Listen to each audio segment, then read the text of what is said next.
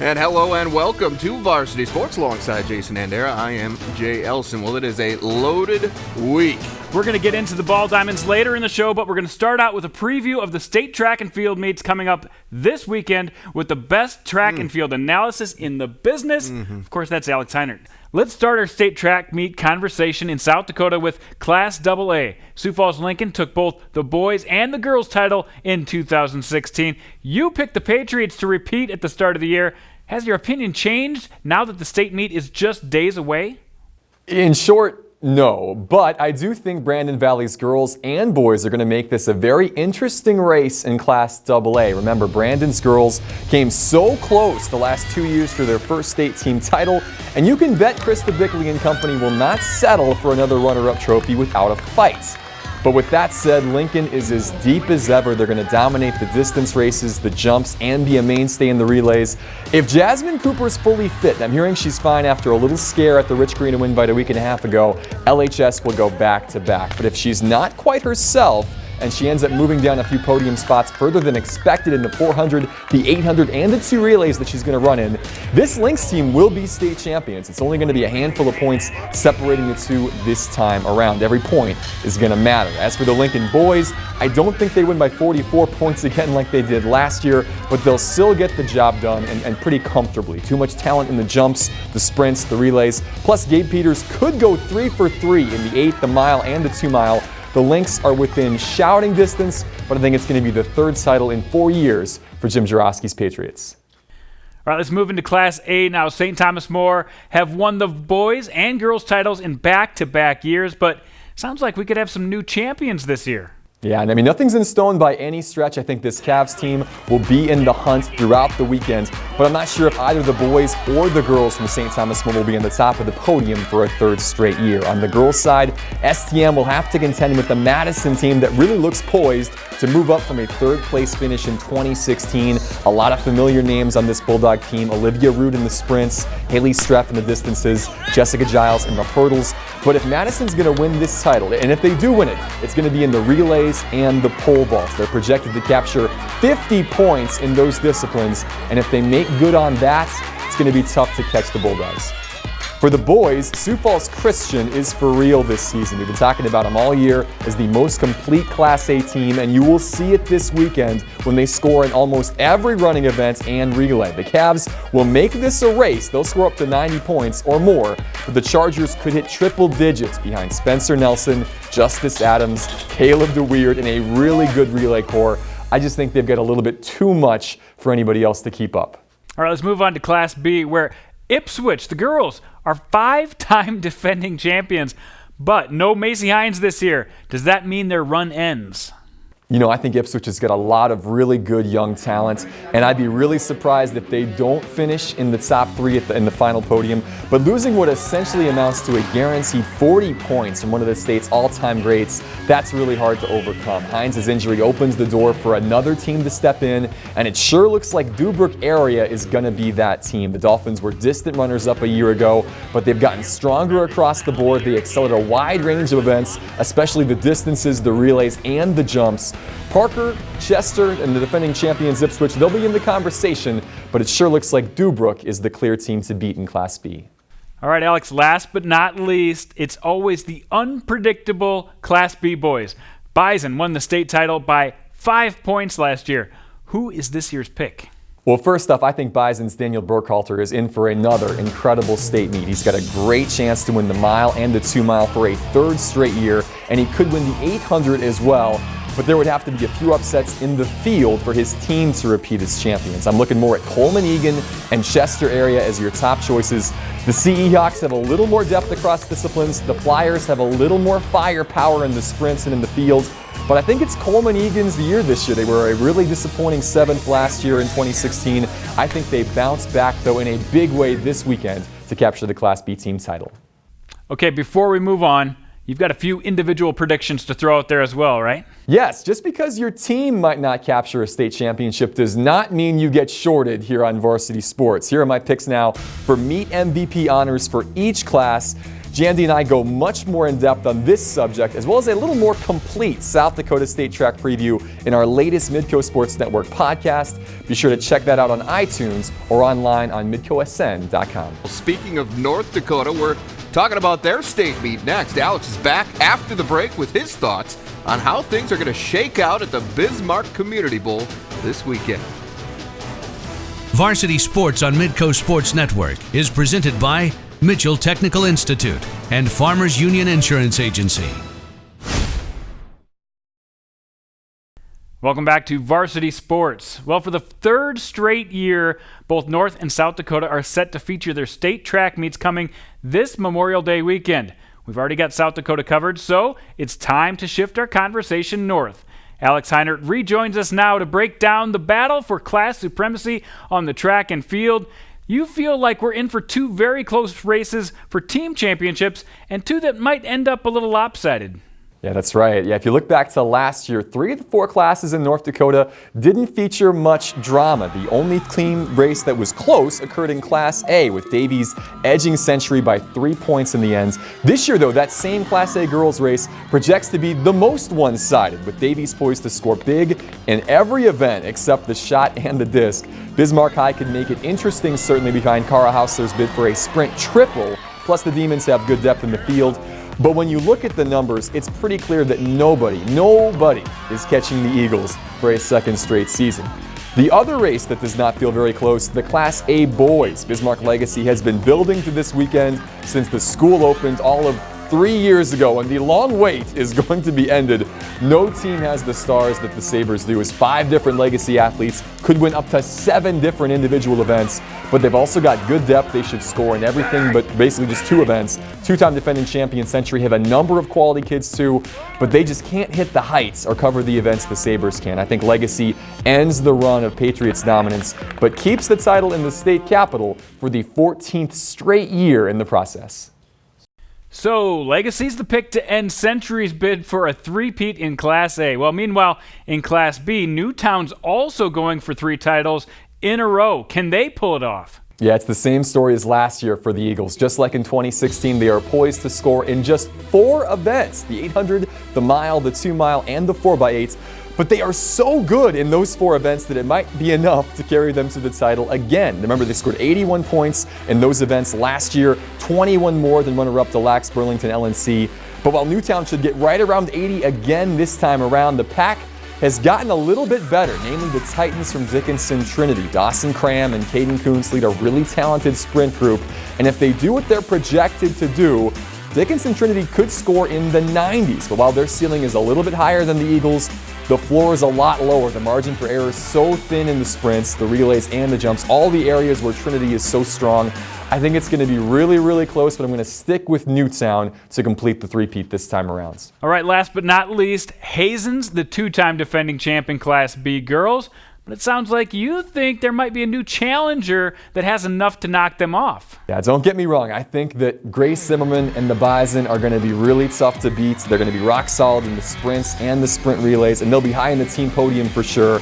But it is hard to argue against what Hillsborough Central Valley brings to the table this year. Gracie Wright, who's going to battle with Zimmerman in the 2 and the 4, and she could win the 8-2. Reagan Baszler, who's the favorite in the mile and will be in the mix in the 800 and the 2-mile. And then Katja Berge, who could win the long jump, and she'll be in there with the high jump and the triple as well. They've also got a really good distance team that has won 6 straight state cross-country titles. That makes up for a pretty formidable crew in Class B. This one will be close too, but I really think in the end, the Burros are going to take home their first ever state track championship.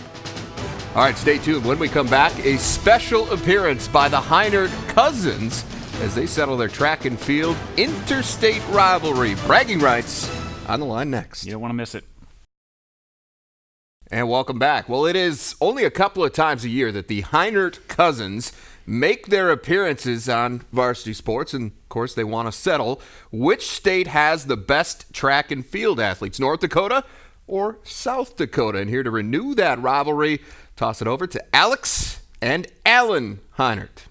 Thanks, guys. A big welcome back to Alan Heinert for returning for a 3rd year of this prestigious made-up interstate competition. Thanks, guys. In a bit of a twist, though, you were the one that had to drive a long ways to be here this time. Yeah, that's right. I moved to Grand Forks in your home state of North Dakota this past summer, right around the time that you moved south, I believe. That's right. Yeah, my family and I left White Earth and are now living in the country in southeastern South Dakota. There's some unwritten rule about us living in the same state at the same time.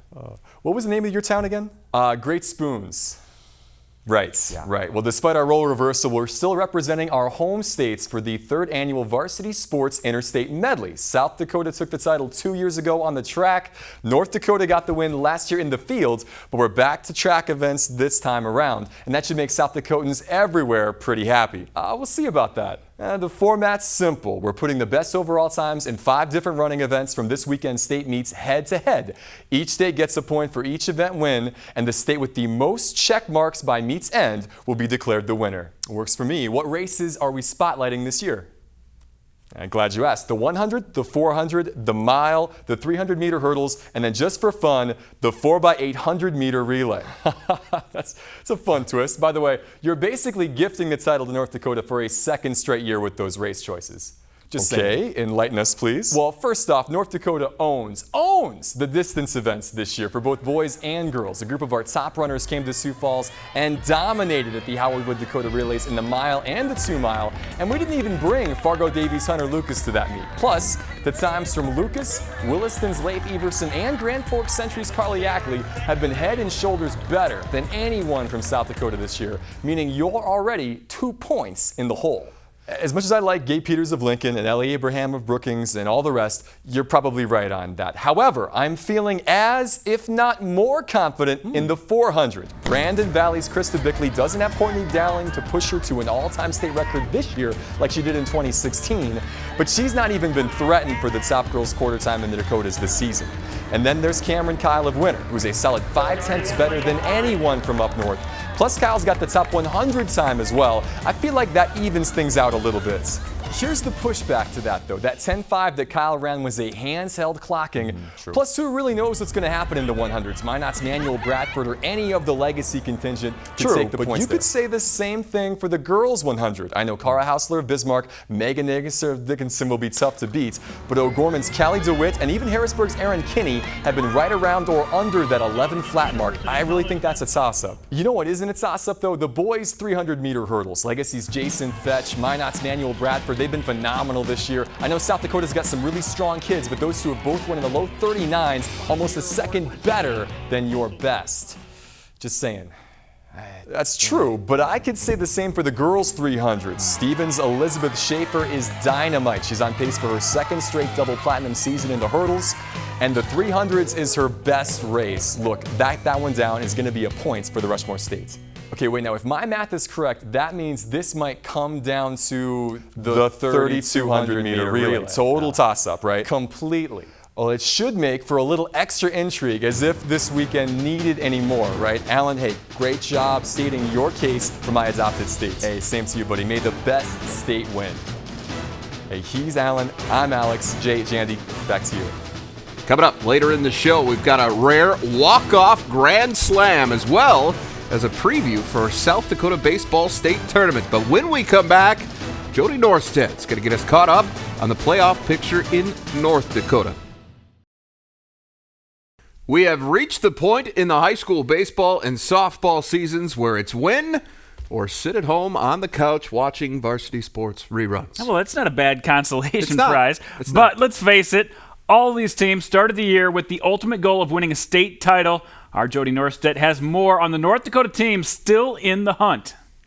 Thanks, guys. The Class A region baseball tournaments run Thursday through Saturday, and for the West teams, that'll be held at Minot's Corbett Field, where Dickinson will, of course, be the favorite. There was only 1 week where the Midgets dropped to 2 in my power rankings, but they quickly redeemed themselves and haven't looked back since. They're currently on a 9-game win streak heading into the WDA playoffs. Here's a look at the bracket. The Midgets, led by the likes of Cameron Jorda, Tanner Roulette, Sean Stoltz, Kendall, and Lucas Jones, will take on the winner of Legacy and St. Mary's in the first round. Williston is a team to keep an eye on. The Coyotes have recovered after forfeiting their first 8 games due to an ineligible player. They're my dark horse to grab one of those state tournament tickets. On the eastern side of the state, the West Fargo Packers have earned the top seed in the conference tournament by finishing 1 game better than Fargo North. The Packers lead the EDC in runs and runs allowed, so they've been the total package. But they remember thinking that last year before being upset in the opening game by 8th-seeded Devils Lake. Last year we didn't have a lot of guys that had really been in a EDC and state high school tournament playing. Now a majority of our starters have played since last year, so I think that helps a lot with team chemistry. You know, been playing with the same guys for the past couple of years. That helps a lot too. You look at every game, and I think that whatever the result is, nobody would be surprised. I think it's one of those tournaments where you're going to have to show up and you're going to have to play good baseball to get wins. There's really a lot of parity in the East this year, and I see all 4 matchups on Thursday as being pretty even, given that probably everybody throws their ace. So West Fargo gets a first-round date with South in the EDC playoffs Thursday on its home turf. The Bruins are playing a bit better of late. Ben Bryant, a dangerous hitter. Andrew Pugliano, an outstanding pitcher. I really think we'll see the top 2 seeds reach the championship, but then again, who knows what will happen. We saw what Cheyenne was able to do last season. In Class B, the postseason is already underway. Kindred Richland and Central Cass battled for the Region 1 title. Brandon Raisler pitched a gem to win Game 1 of the best-of-3. Then the Vikings jumped on the Squirrels early in Game 2. Brandon Hoyme singles right back up the middle, scoring Josh Dura for a 3-0 lead. Later in the inning, Derek Hushka drives in 2 more, making it 5-0 Vikings after 1. Central Cass managed to score 5 runs off starter Ethan Lingen, not an easy task, but Lingen got some big inning-ending strikeouts, and the boys in blue battled their way to a 13-5 win, clinching their 5th trip to state in the last 7 years. Now, some region champions are still being decided tonight, so we'll have a state tournament preview on next week's show, plus a podcast. Make sure to check out that. For Class A softball, the EDC and WDA brackets are out. You can check those out on the blog along with my latest power rankings. But I thought I'd share my insight as to who I think will make the state tournament. Let's start in the East. I think it plays out like this. West Fargo tops Cheyenne in the EDC title game. So there you have the 1 and 2 seeds. Out west, Bishop Bryan and Century are the top seeds in the conference tournament. But go figure, I have Dickinson and Bismarck playing for the region title, and Century not even making the state tournament. As for Class B, the state tournament field is set. Here's a look at Kindred Richland taking care of Central Cass for the region title on Tuesday night in Hillsboro. Olivia Miller drove in a pair of runs in the 4th inning to help spark the Vikings to a 4-1 win and a perfect 16-0 record. They'll be the top seed and face Hart River as you take a look at the state tournament bracket. Play will begin a week from Thursday out in Jamestown. I get into more detail on the B bracket on my blog. Jandy and Jay, you can go read that blog as soon as you get off the set too. Back to you guys. I'm actually looking at it right now on my phone, Jody. Looks great. Thank you very much. To hear what the coaches and players from all over the state had to say as they prepare for their respective Final Fours. Stay tuned. Varsity Sports on Midco Sports Network is presented by Mitchell Technical Institute and Farmers Union Insurance Agency. Welcome back to Varsity Sports. Well, if the region playoffs are any indication of how the state tournaments are going to go, I think we're going to have some drama this weekend in Sioux Falls. What a treat to watch spring baseball this last week. Some fantastic games all over the state. We'll start in Region 1, where Brandon Valley earned their way in the regional finals with a shutout from their ace, Mitch Hoover. And in the championship game, they took on top-seeded Harrisburg. Tigers got out to a 2-0 lead, but Brandon Valley scored the next 2 to tie it up. Then in the 6th inning, Brandon Valley took the lead when Tyler Zimmerman singled in the go-ahead run. Lynx went on to win 5-2 and earned a spot back in the state tournament. Defense going to win these games because he's good bad, so the defense and pitching just going to have to be there. I'm thinking 2 more games. Region 2A was decided on a walk-off grand slam. You heard it right, folks. A walk-off grand slam, and here it is. Nick Hoekstra got a hold of a high fastball, put it over the left field fence to give the Riders a 7-4 win over Mitchell. Also kept them undefeated on the year. Just feels crazy. It's like surreal. Never felt so good before in my life. In Region 3A, Pierre took care of business, beating Rapid City Stevens to advance to the state tournament.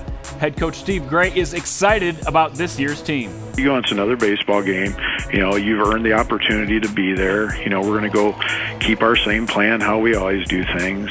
Moving to Class B now, Region 1B featured some outstanding teams this year, but it was Vermilion who earned 2 tough wins to survive to state. They beat Dakota Valley 3-2 to get to the region finals, where they faced Bonham. Vermilion gave up an early home run to Chase Corton, but then buckled down, went on to win it 9-4. I mean, that's what we preach. We say, good teams battle back, and start the game off with a home run isn't what we want, but guys like this guy kept their composure, and it was great. Region 2B saw Del Rapids St. Mary punch their ticket to the state tournament for the 3rd season in a row. An 8-run second inning vaulted Del Rapids back to the state tournament, 10-1 win over Dual. And our board does a good job. They just set things up, and it gives kids an opportunity to succeed. Lennox had produced comeback after comeback to stay unbeaten this year, but West Central ended that magic with a 5-2 win over the O's on Tuesday night. Nate Maslowski started the game for West Central, went 6 strong, and Miles Mutziger came in to extinguish an exciting 7th inning to earn a trip back to the state tournament for the Trojans. We still got stuff to work on, but I definitely think there's a chance we'll get first. It's kind of getting old, getting second. The past several championships in South Dakota's Class B have come from the same region, Region 4B, and most of the time it's perennial powers Winter Cologne and St. Thomas More doing the damage. This year, a new region champ, Platte Geddes Dakota Christian White Lake Corsica, the Honkers. They got it done against St. Thomas More in the region championship. After getting down early, they rallied in the 4th inning for 3 runs, including this crazy hurdle to score one at home. Honkers prevail 3-2 with the win. Well, as I rounded 3rd, my coach was saying go, go, and I thought it was going to just be like an easy up, and all of a sudden the catcher catches it, and I first thought was just jump, so I jumped and caught the plate. Caught the plate, and then I clipped it with my hand, and I fell over. And as usual, we don't have time to get all the highlights in, but you can access full highlights of most of these regional final games on our YouTube page, so make sure to share that on social media. Retweets appreciated. Thanks for watching, everyone. For Jason Andera, Alex Heinert, Jody Norstedt up north, I am Jay Elson. We'll see you next week.